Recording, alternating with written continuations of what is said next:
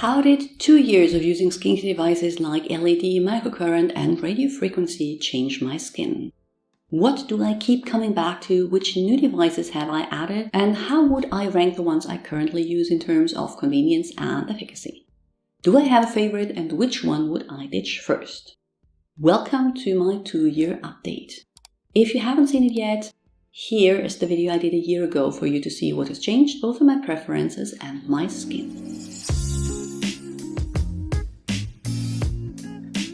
If you're new, you're welcome. I'm Dr. Anne, a physician passionate about skincare and well-aging. To get the disclaimers out of the way first, no skincare device for at-home use or a combination thereof will ever be able to replace a good basic skincare routine or make up for poor diet and lack of sleep. They are an addition, not a necessity on your way to get the best skin possible. And take the before and afters with a grain of salt. While I try to keep angle, lighting, etc. as similar as possible, other variables have changed over the course of the last 2 years that may have influenced the way my face looks more than the devices, especially as the results of at-home ones will always be subtle. My first skincare device was the Current Body Skin LED Light Therapy Mask, and while I have tried others since then, some of them which have reviews here, others never made it further to me unpacking them because they were that bad, it is the one I still reach for around 5 nights a week.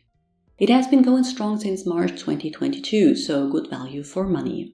For microcurrent, I started with the new phase, switched to the ZIP GX, and then switched to the ZIP Halo in early 2024.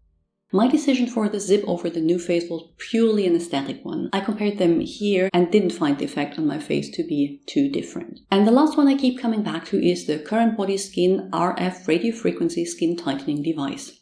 I started using it pretty much exactly a year ago, and while I've tried others like the Neva Plus, it is the one I have reached for most often. What I basically stopped using is the Medicube HR Eucera Deep Shot. Not because I didn't like it anymore or it broke, but because I didn't feel it gave me drastically different results to the radio frequency device, and I just wanted to save some time. Speaking of saving time, incorporating all these different devices into your day can be a challenge, and once again, emphasizes the fact that you need to be willing to use them if you want them to give you results. Here's my schedule. I start my mornings off with using the ZIP Halo. It sits next to my bed, so I don't really have to leave its warmth to do this very first skincare thing in the morning. No, I don't wash my face beforehand, but afterwards to get off the gel. Using it first thing in the mornings give me an immediate lifting effect, and the variety of programs available means I can do a quick 4-minute one when I'm pressed for time, or a more elaborate 10-minute routine if it is really cold outside, and I will take any excuse to stay in bed a little longer. Interestingly enough, that works best during the work week for me. As soon as the weekend rolls around and I don't have an alarm, I tend to skip it. But even with that, it makes for 5 times ZIP a week. After I have gone about my day, I remove my makeup and put on my LED mask, usually while lying down with my eyes closed to unwind.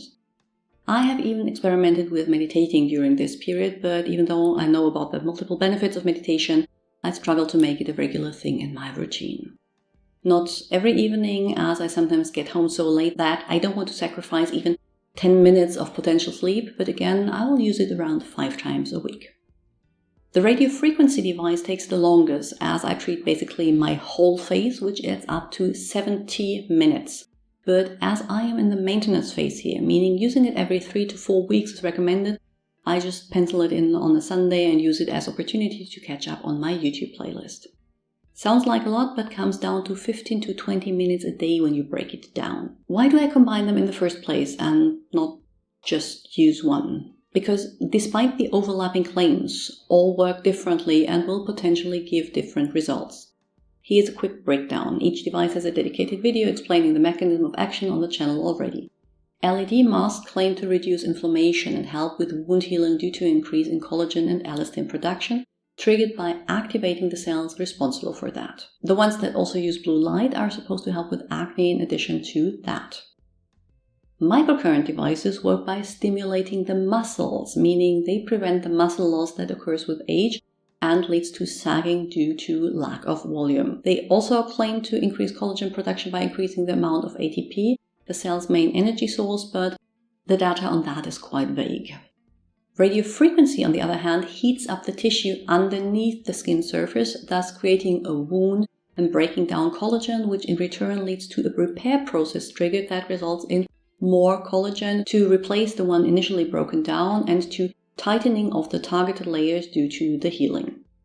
Ultrasound and high frequency do basically the same, so while there are different devices for that, I stick to one, and that is radiofrequency. All of them have a unique effect as well as the combined promise to stimulate new collagen and elastin, so combining those would make sense, at least in theory, while it would not make sense to combine two using the same mechanism of action. First of all, changes with at-home devices are subtle and the camera doesn't always pick them up. Second, between the first and the second clip, I have lost 5 kilograms of weight and gained a significant amount of muscle due to me being able to be back in the workout routine I had pre-pandemic. While my weight doesn't show much on my face, it could explain some changes as well. And third, between these two clips lie 2 years. Maybe it isn't as much about the changes you see as it is about the ones you don't see, because the progress of, for example, sagging in the jawline has been slowed down. With all that in mind, I can see that I personally feel my skin is tighter than it was 2 years ago and that my jowls have not gotten worse.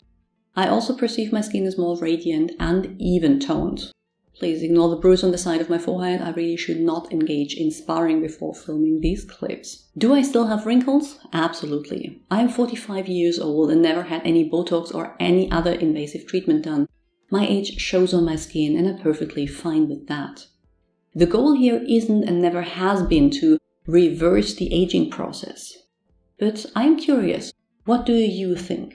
Is this 2-year results worth the investment in both money and time? Tell me in the comments. I'm going to cheat and give you 2 favorites, one for effects and one for convenience.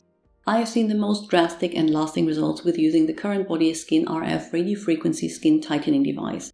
And now that I'm in the maintenance phase, it is also pretty easy to keep up with. The one I look forward the most to, though, is the Current Body Skin LED Therapy Mask. It is so relaxing to just pop on some red light and lay down for 10 minutes. I would probably keep using it even if I didn't feel it had a positive effect on my skin's radiance.